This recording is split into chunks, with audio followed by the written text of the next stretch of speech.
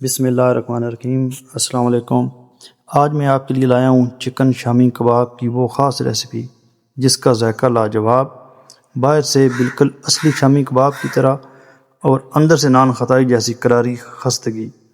ایسا ذائقہ جو آپ نے پہلے کبھی نہ چکھا ہوگا، چائے کے ساتھ ہو یا مہمانوں کے لیے خاص دسترخوان پر۔ یہ کباب سب کے دل جیت لیں گے۔ تو آئیے چلتے ہیں کچن کی طرف اور جانتے ہیں یہ خفیہ ریسیپی آخر بنتی کیسے ہے۔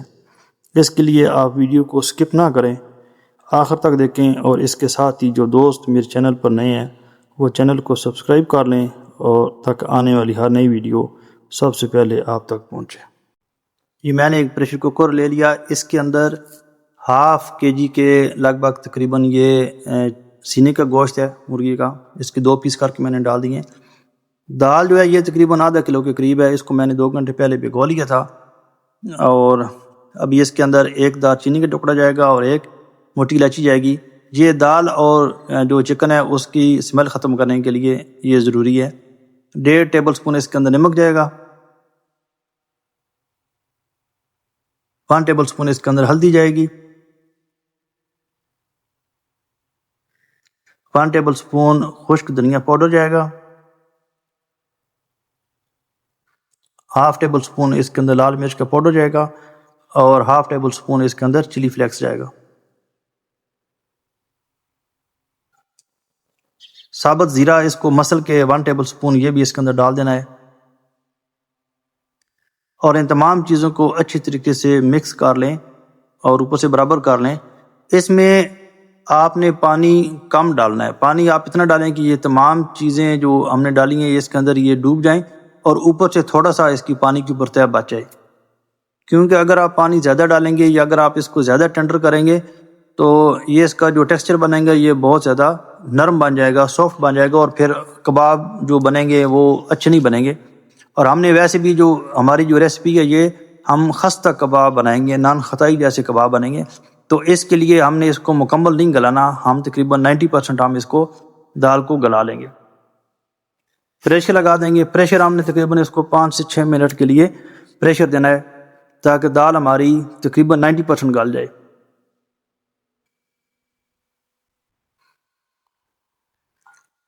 یہ جی دال ہماری تقریباً 90% گل چکی ہے، اور اس میں تھوڑا سا پانی بچ چکا ہے۔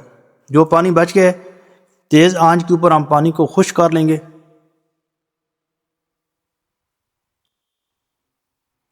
یہ دیکھیں پانی مکمل طور پہ خشک ہو چکا ہے، تھوڑی دیر اس کو ٹھنڈا ہونے دیں گے، اور اس کو ابھی ہم ایک کھلے برتن میں نکالیں گے۔ یہ دیکھیں پانی مکمل طور پہ اس کے اندر خشک ہو چکا ہے۔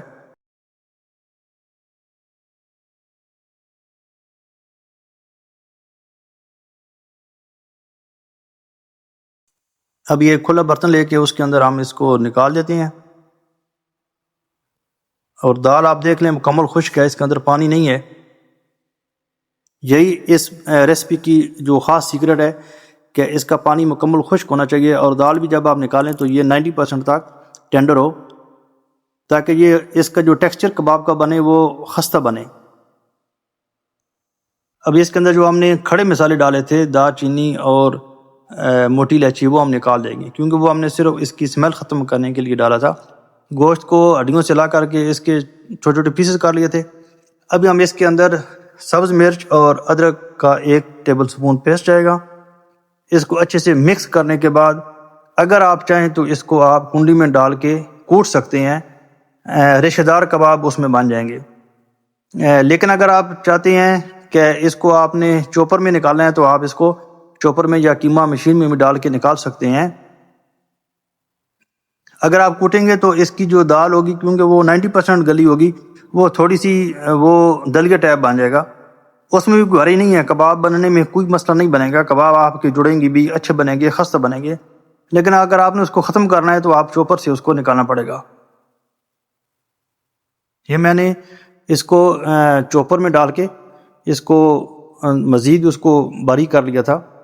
اب اس کے اندر 1 ٹیبل سپون گرم مسالہ جائے گا، اور 1 ٹیبل سپون کے لگ بھگ تقریباً ہم سبز دھنیا ڈالیں گے، اور اس کے علاوہ اس میں ہم 2 انڈے ڈالیں گے۔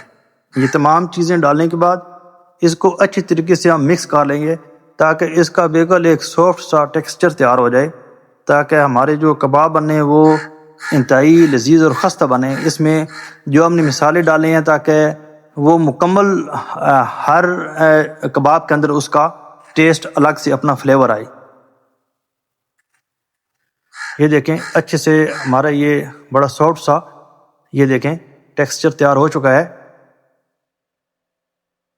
اب یہ جو اس کا مٹیریل ہے اس کو دیکھ کر ہی لگ رہا ہے کہ یہ بڑا خستہ سا ہے۔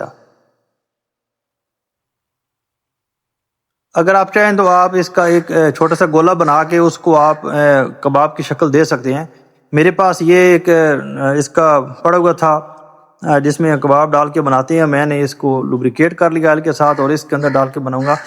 اس کا یہ فائدہ ہوتا ہے کہ اس میں جو بھی کباب بنیں گے آپ کے سارے ایک ہی شیپ کے بنیں گے اور ایک ہی سائز کے بنیں گے۔ یہ دیکھیں ماشاءاللہ اس میں بنانا بھی آسان ہے۔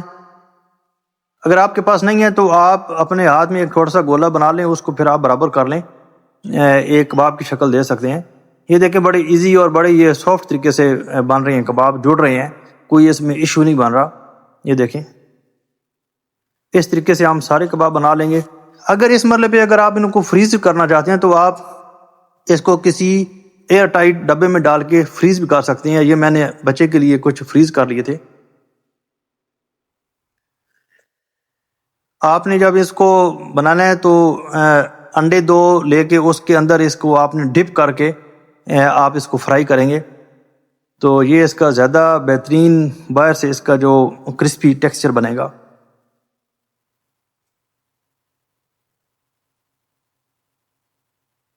یہ ہم نے کباب ڈال دیے اس کے اندر، اس کو ہم فرائی کریں گے اور ان کے ساتھ جب آپ نے ان کو ڈالنا ہے تو آپ نے فوراً ان کے ساتھ زیادہ چھیڑ چھاڑ نہیں کرنی ہے، تھوڑی دیر کے بعد یہ خود بخود اوپر آ جائیں گے۔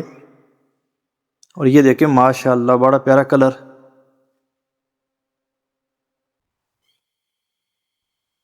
یہ ابھی ہمارے کباب فرائی ہو کے تیار ہو چکے ہیں۔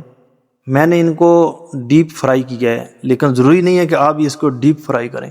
ڈیپ فرائی کرنے کا یہ مقصد تھا تو یہ تھوڑے سے ہارڈ بنے، یہ بالکل بہت زیادہ نرم نہ بنے۔